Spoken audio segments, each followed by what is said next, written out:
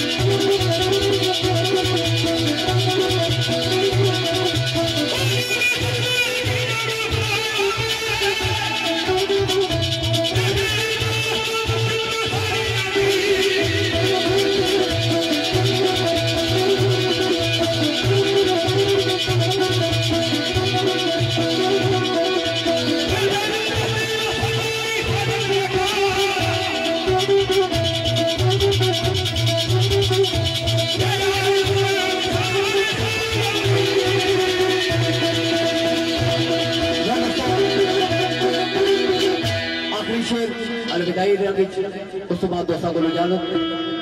महफिल दौरान किसी के सामने कोई गलती कोताही है फरमाइश रहेगी है या सलामत सोबत बाकी जिंदगी में है तो महफिल लग रही रही मेल वाले बात होनी रही आखिरी शेर उस तो बाद दोस्तों को इजाजत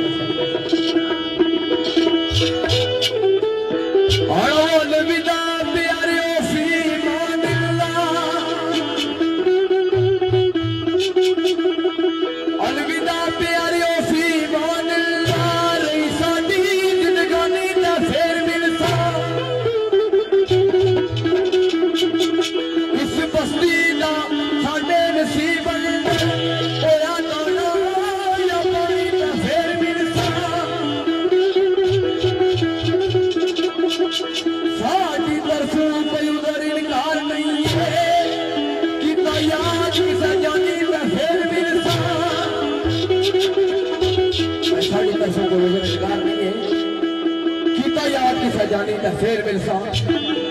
आखिर दशहरे में मसले आने